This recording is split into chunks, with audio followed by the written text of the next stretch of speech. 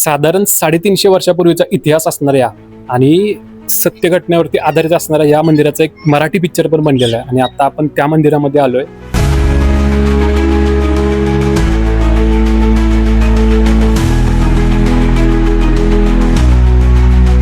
आणि या मंदिराची पूर्ण काळजी, पूर्ण देखभाल जे सर घेत आहेत ते सर आता आपल्या सोबत आहेत. त्यांच्याकडून आपण पूर्ण माहिती घेऊया. व्हिडिओ नक्कीच तुम्हाला आवडेल. रामकृष्ण हरी. या मंदिराविषयी तुम्ही प्रश्न विचारला.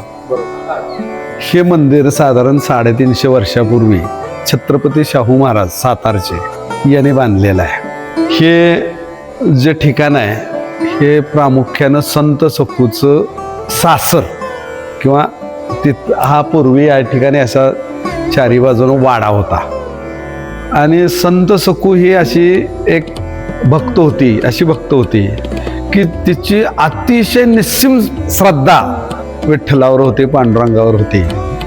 तिचं जर प्रापंचिक आपण वस्तुस्थिती पाहिली तर लग्न झाल्यानंतर ही विठ्ठल भक्त मूळची आणि सासूनं तिचा फार छळ केला. विठ्ठलाकडं जाण्याची तिची फार मोठी ओढ होती. पंढरपूरच्या वारीतनं जावं, विठ्ठलाचं दर्शन घ्यावं ही तिची मनापासून इच्छा. पण सासूमुळं तिला हे काहीही करता येत नव्हतं. एक दिवस कार्तिक वारीच्या दरम्यान अशी एक घटना घडली की ते इथंच खाली नदी आहे, कृष्णा नदीवर ते रोजच जात होते. धुणं भांडी म्हणजे धुणं धुण्यासाठी रोजच जायचे. पाणी अन्न वगैरे हे चालू असायचं आणि धुणं धुत असताना तिच्या असं लक्षात आलं की इथून दिंडी चाललेली आहे. हा हो. आणि तिच्या मनात आलं की आपण आता जायचंच, किती आपल्याला त्रास झाला तरी चालेल, घरच्यांनी परवानगी देत नाहीत, आपण जायचं. तिथंच तिनं सगळं ठेवलं. घागर असेल, धुणं असेल, भांडी असतील, ती तिथंच ठेवलं आणि ती त्या दिंडीत मिक्सअप झाली. एक 4-2 किलोमीटर गेली असेल तोपर्यंत तिच्या बरोबर काही बायका होत्याच धुणं. त्यांनी सांगितलं की सखू गेली दिंडीतनं की त्याबरोबर तिच्या सासूनं नवऱ्याला तिच्या म्हणजे मुलाला सांगितलं की जा आणि तिला ओढत आण, तिथनं मारत आण. आईची आज्ञा मान्य करून तो पटकन ती दिंडी त्यानं गाठली आणि तिथनं अक्षरशः तिला इथं फरफटत आणली. आणि इथं आल्यानंतर या इथं असा एक खांब होता, त्या खांबाला तिला बांधून घातली. आणि योगायोग म्हणा किंवा परमेश्वराची कशी लीला असते, स्वतः विठ्ठल या ठिकाणी आले आणि त्यांनी सांगितलं तुझी इच्छा आहे ना पंढरपूरला जायची, तुला मी पाठवतो. तर ते म्हणले आत्ताच सगळं अंग दुखतंय, मारहाण झालेली आहे, आता मला ते जमणार, तू जा म्हणले. तुझी इच्छा आहे ना? तर हो इच्छा आहे.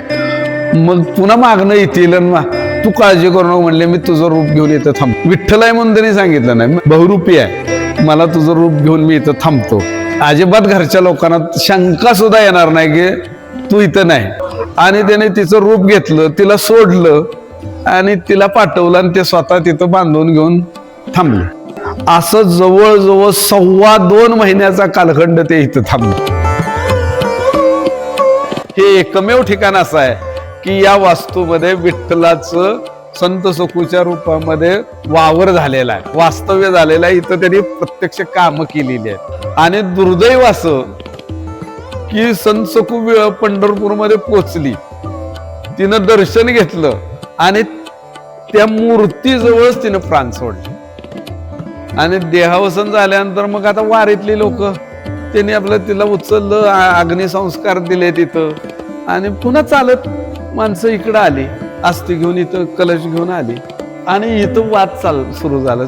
हे म्हणे संत सखूला आम्ही दहन करून आलोय आणि हे म्हणे आमची सखू घरात आहे. हा गोंधळ, ही गोष्ट रुक्मिणीच्या लक्षात आल्यानंतर रुक्मिणीनं तिच्या काही सामर्थ्यावर पुन्हा तिला जिवंत केली स्मशानभूमीत जाऊन आणि तिला घेऊन ती इथं आली. आणि त्यावेळेला संत सखूची जी महती आहे ही तिच्या घरच्यांना कळली किंवा बाहेरच्या लोकांना कळली. अशी ही संत सखू की जिचं अतिशय निस्सीम प्रेम भगवंतावर होतं, विठ्ठलावर होतं. तिचं हे राहण्याचं मुख्य ठिकाण किंवा या ठिकाणी तिचं वास्तव्य झालेलं आहे. हा कराड हे तिचं सासर, असं हे पवित्र ठिकाण आहे.